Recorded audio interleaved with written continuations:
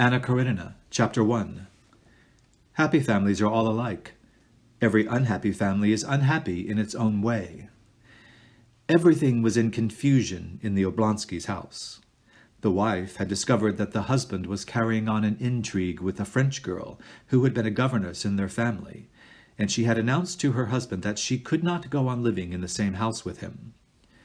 This position of affairs had now lasted 3 days, and not only the husband and wife themselves, but all the members of their family and household were painfully conscious of it.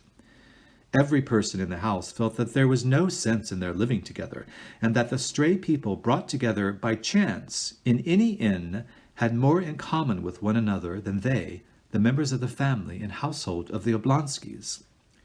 The wife did not leave her own room. The husband had not been at home for 3 days. The children ran wild all over the house. The English governess quarreled with the housekeeper and wrote to a friend asking her to look out for a new situation for her. The man cook had walked off the day before just at dinner time. The kitchen maid and the coachman had given warning. 3 days after the quarrel, Prince Stepan Arkadyevitch Oblonsky, Stiva, as he was called in the fashionable world, woke up at his usual hour, that is, at 8 o'clock in the morning, not in his wife's bedroom, but on the leather-covered sofa in his study. He turned over his stout, well-cared-for person on the springy sofa, as though he would sink into a long sleep again. He vigorously embraced the pillow on the other side and buried his face in it. But all at once he jumped up, sat up on the sofa, and opened his eyes.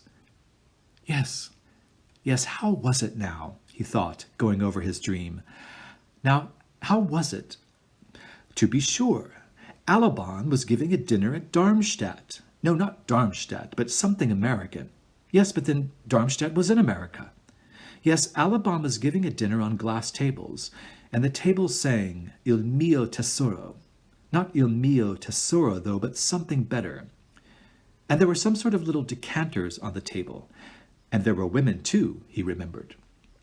Stepan Arkadyevitch's eyes twinkled gaily, and he pondered with a smile. Yes, it was nice, very nice. There was a great deal more that was delightful, only there's no putting it into words or even expressing it in one's thoughts awake. And noticing a gleam of light peeping in beside one of the serge curtains, he cheerfully dropped his feet over the edge of the sofa and felt about with them for his slippers, a present on his last birthday, worked for him by his wife on gold-colored morocco. And, as he had done every day for the last 9 years, he stretched out his hand, without getting up, towards the place where his dressing gown always hung in his bedroom. And thereupon he suddenly remembered that he was not sleeping in his wife's room, but in his study. And why? The smile vanished from his face. He knitted his brows. Ah, he muttered, recalling everything that had happened.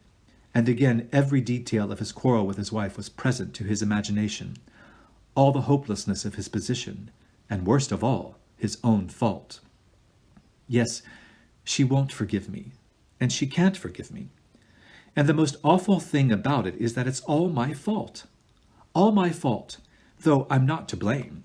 That's the point of the whole situation, he reflected. Oh,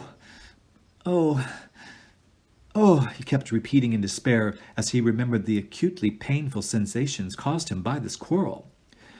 Most unpleasant of all was the first minute when, on coming happy and good-humored from the theatre with a huge pear in his hand for his wife, he had not found his wife in the drawing-room.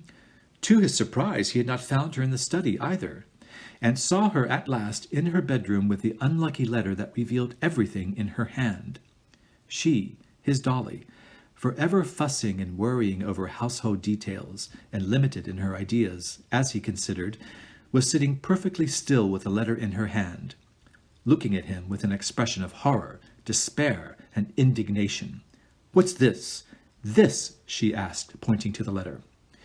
And at this recollection, Stepan Arkadyevitch, as is so often the case, was not so much annoyed at the fact itself as at the way in which he had met his wife's words. There happened to him at that instant what does happen to people when they are unexpectedly caught in something very disgraceful. He did not succeed in adapting his face to the position in which he was placed towards his wife by the discovery of his fault. Instead of being hurt, denying, defending himself, begging forgiveness, instead of remaining indifferent even, anything would have been better than what he did do.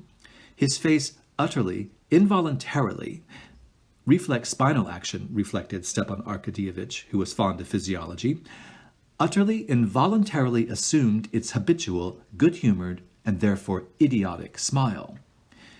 This idiotic smile he could not forgive himself. Catching sight of that smile, Dolly shuddered as though at physical pain, broke out with her characteristic heat into a flood of cruel words, and rushed out of the room. Since then she had refused to see her husband.